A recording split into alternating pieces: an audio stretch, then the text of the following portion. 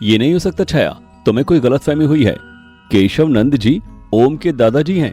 मैं उनसे मिलने शारदा मठ गया था। वो काली शक्तियों से दुनिया को बचाने के लिए काफी अरसे से लड़ाई लड़ रहे हैं।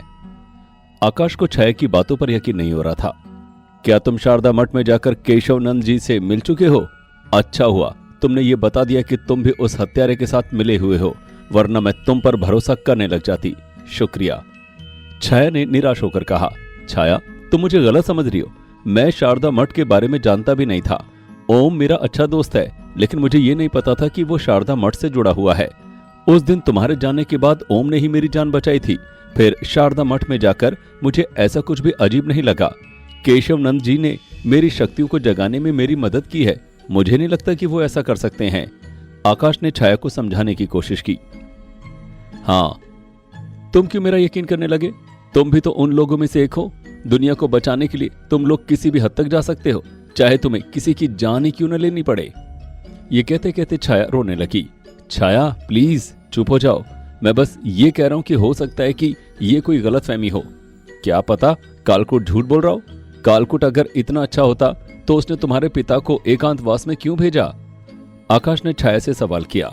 क्योंकि कालकुट मेरी माँ से प्यार करता था। माँ के मरते ही कालकुट ने मेरे पापा को इसका जिम्मेदार माना और गुस्से में आकर उन्हें एकांतवास में भेज दिया। लेकिन फिर गुस्सा शांत होने पर उसे अपनी गलती का एहसास हुआ। पर मुसीबत यह है कि कालकुट अपनी शक्ति से एकांतवास में किसी को भेज तो सकता है, लेकिन उसे सिर्फ नक्षत्र यंत्र के जरिए ही वापस ला सकते हैं। छाया ने राज खोला। सॉरी, लेकिन कालकुट जैसे विलन की भी लव लाइफ होती है। मुझे तो सोचकर ही हंसी आ रही है। खैर, इसका मतलब कि तुम्हें अपने पिता को वापस लाने के लिए नक्षत्र यंत्र की जरूरत है। फिर तुम मुझे क्यों मारना चाहती थी? आकाश ने सवाल किया। हाँ, कालकुट ने मुझसे कहा है कि वो सिर्फ उस नक्षत्र यंत्र से मेरे पापा को फिर से वापस इस दुनिया में ला सकता है। लेकिन मैं इस दुनिया में उनके साथ नहीं रह सकती, क्योंकि मेरे चुड़ैल होने की वजह से फिर से उन पर खतरा मंडराने लग सकता है। इस वजह से मैं पूरी तरह इंसान बनकर अपने पापा के साथ रहूंगी। मैं उनके साथ ऐसी जगह चले जाना चाहती हूँ जहाँ कोई हमें ना पहचान पाए। उसके लिए मुझे तुम्हारी इच्छा दिव्य शक्ति चाहिए, क्योंकि ऐसा उसी से मुमकिन हो पाएगा। इस वजह से मैं तुम्हें मारना चाहती थी। छाया ने अपनी आंखें झुका ली। तो क्या तुम पूरी तरह इंसान बन सकती हो? आकाश खुशी से चिल्लाया। धीरे बोलो आकाश, कोई सुन लेगा। हाँ, मेरे पापा इंसान थे, तो तुम्हारी इच्छा शक्ति से मुझे पूरी तरह मनुष्य योनि में आने के लिए इच्छा मांगनी होगी। लेकिन अब मुझे लगता है कि ये सपना ही रह जाएगा। छाया ने हताशा भरी आवाज में कहा। नहीं छाया, ऐसा क्यों कह रही हो? किसी भी चीज को हासिल करने के कई रास्ते होते हैं। मैं तुम्हारा सपना पूरा करने में मदद करूंगा, आकाश ने भरोसा दिलाया। कैसे? अपनी जान देकर? छाया मुस्कुराई। Of course not. अब इतना बड़ा बलिदान भी नहीं दे सकता मैं। तुम्हारे साथ जीने के लिए मैं मर तो नहीं सकता ना। मैं कोई और रास्ता तलाश लूंगा। आकाश ने बातों ही बातों में दिल की बात कह दी, जिसे सुनकर छाया मुस्कुराने लगी। अच्छा, एक बात बताओ, ये एकांतवास की दुनिया कैसी होती है? आकाश ने पूछा। मैंने सुना ये दुनिया शून्य यानी जीरो की तरह है। वहां कोई जिंदगी नहीं है। जो जहां से चलता है वापस वहीं पहुंचकर सालों, दशकों और सदियों तक वहीं भटकता रहता है। वहां कोई किसी से नहीं मिल पाता। पता नहीं मेरे पापा कहां भटक रहे होंगे। छाया सोच में पड़ गई। तो मेरे पास दूसरी दुनिया में जाने वाला नक्षत्र यंत्र है। हम तुम्हारे पापा को वहां जाकर वापस ला सकते हैं। आकाश को आइडिया आया। नहीं आकाश, ऐसा नहीं हो सकता। एकांतवास में जाकर कोई खुद के दिमाग और शरीर पर कंट्रोल नहीं कर सकता। असल में एकांतवास की दुनिया एक श्रापित जगह है, जहां पर जाने के बाद कम से कम इंसान अपने हिसाब से नहीं चल सकता, क्योंकि उसे कुछ याद ही नहीं रहेगा कि वो वहां क्यों गया है। मैं कुछ हद तक खुद पर कंट्रोल रख सकती हूँ, क्योंकि मैं पूरी तरह इंसान नहीं हूँ। फिर भी अगर मैं पापा को वहां से वापस ले भी आती हूँ तो भी उनके साथ यह नहीं रह सकती, क्योंकि एकांतवास से लौटे इंसान पर अंधेरी दुनिया के लोग हमला कर सकते हैं। छाया ने आकाश को खतरे का अंदेशा बताया। ठीक है, मैं इस बारे में कुछ सोचता हूँ, शायद कोई और रास्ता निकल आए। आकाश, एक बात बताओ, तुम नक्षत्र यंत्र से किसी मायावी दुनिया में भी जा चुके हो? क्या पता उस दुनिया में तुम्हें मदद मिल जाए। छाया को उम्मीद की किरण दिखाई थी। छाया, मैं तंशापुर की जादुई दुनिया में गया था, जहां इंसान का शरीर और जानवर की शक्ल वाले लोग रहते हैं। यहाँ हर किसी के पास कोई ना कोई दिव्य शक्ति है, लेकिन मुझे इसके बारे में ज्यादा कुछ नहीं पता। लेकिन अब मुझे लगता है कि इस दुनिया में जाकर अगर मैं इसके बारे में अच्छी तरह जान सका तो शायद हमारी कुछ हेल्प हो जाएगी। आकाश को छाया को पाने का रास्ता दिखने लगा। वाह आकाश, फिर तुम इस दुनिया में जल्द से जल्द चले जाओ। छाया खुशी से झूम उठी। ओ नो, अब मैं कहीं भी नहीं जा सकता क्योंकि नक्षत्र यंत्र मैंने शारदा मठ में केशव जी की सुरक्षा में रखवा दिया है। ओ ग्रेट, मुझे तुमसे ऐसी ही बेवकूफी की उम्मीद थी, लेकिन अगर तुम सच में दूसरी दुनिया में जाना चाहते हो तो फिर तुम्हें उस नक्षत्र यंत्र को वापस लेना ही होगा। छाया ने आकाश को घूरा। चोरी? क्या तुम मुझे चोरी करने के लिए कह रही हो? अपने सामान को फिर से लेना चोरी नहीं है। उस यंत्र पर वैसे भी केशव नंद जी का हक नहीं है। जाओ, अगर तुम सच में मुझसे प्यार करते हो। प्यार? छाया, तुम्हारे अलावा अब मुझे जिंदगी का कोई मकसद ही नहीं दिखाई देता। आकाश ने धीरे से कहते हुए छाया का माथा चूम लिया।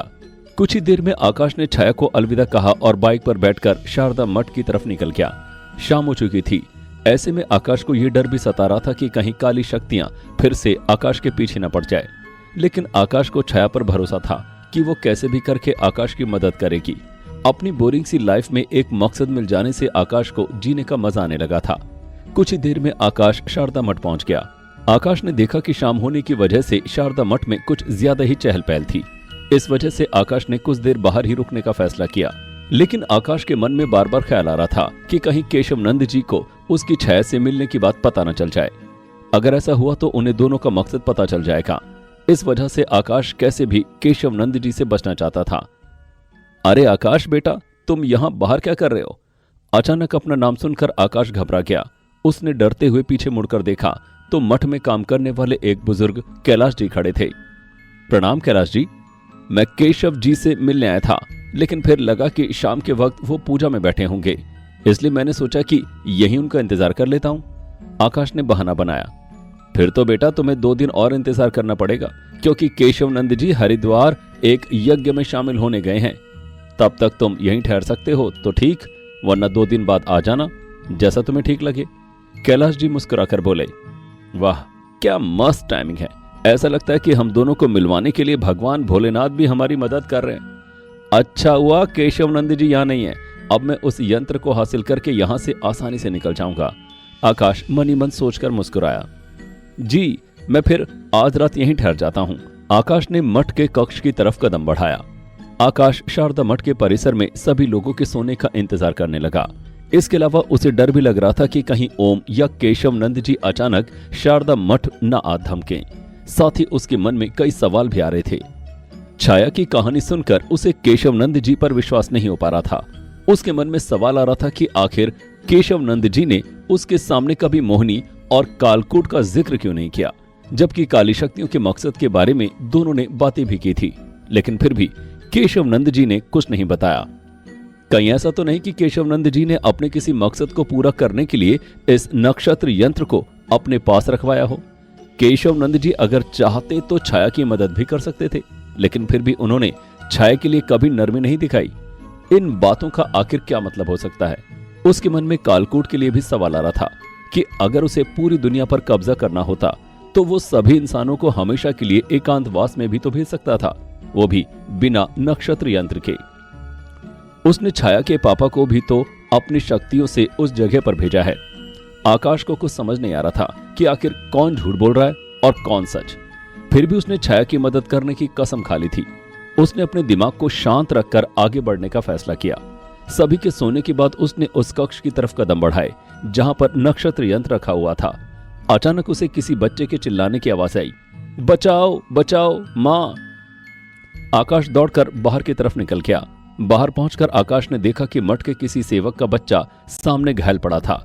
मठ में रखे किसी बड़े पत्थर से टकरा जाने के कारण उसके सिर पर बुरी तरह चोट लग गई थी।